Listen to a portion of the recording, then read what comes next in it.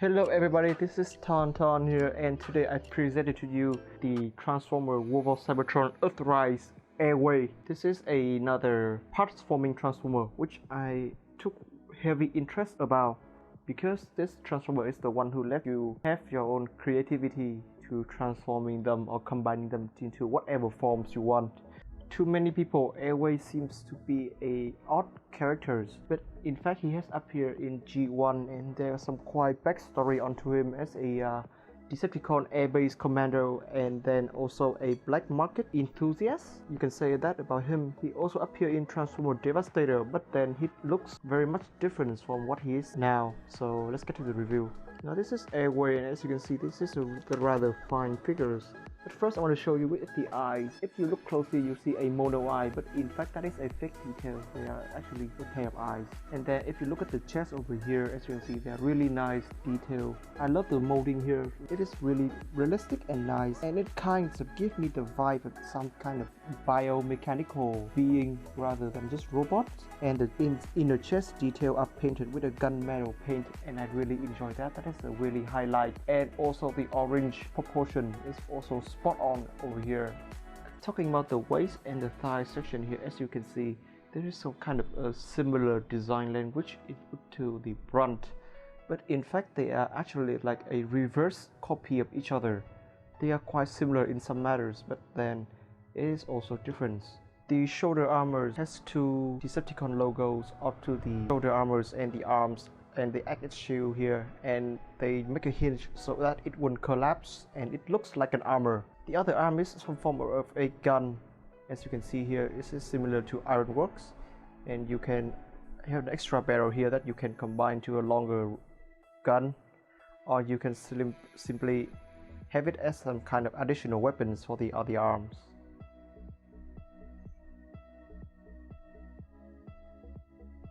The legs design here are beautiful. They capture the spirit of the original Diaclone toys, being the Japanese super robot, but unfortunately they are hollow here, but that is due to the fact that this guy the leg will be folding outside to form the alternate mode. And here's some size comparison. Here we have Ironworks and Cliff Jumper. As you can see here, the size of the two parts forming transformers is really nice. And now let's begin with the articulation. At first, the head can look around like that, and up and down to the transformation gimmick. The arms can do a full rotation. Because this guy is a parts forming, so actually the articulation is really nice. As you can see here, all this really nice joint here will help you with the articulation and posing of this figure. Here we have a waist swivel. Kick is really nice and beautiful since there are nothing to hold it. Beautiful spread to swivel point.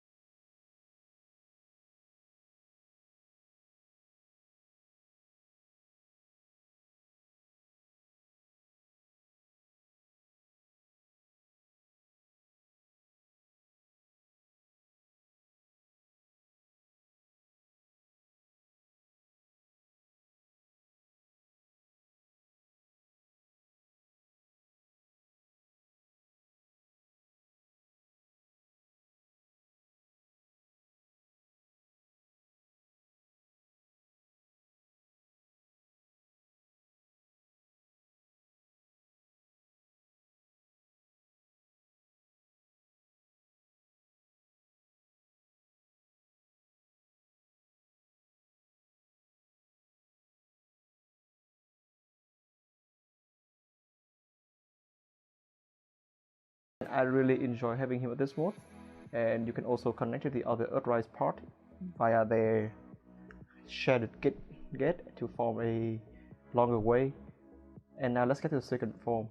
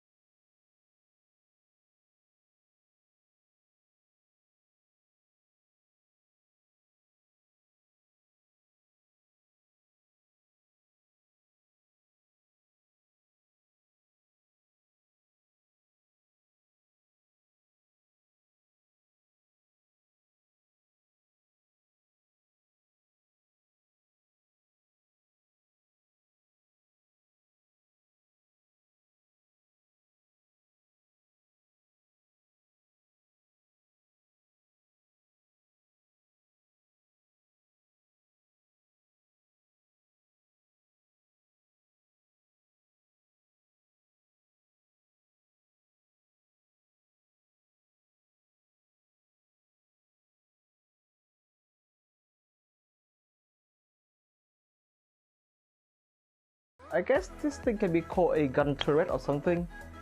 I'm not actually too fond of this form because it doesn't look like anything at all to me. I mean, like, you have two guns up top, and so I think the only thing I can think of is this guy is some kind of like gun station or turret or something. Then again, that is not really nicely done. So I hate this form the most of him, and I don't think I'm gonna ever display him or transforming him into this form ever again. Now I'm transforming him into the third and final form.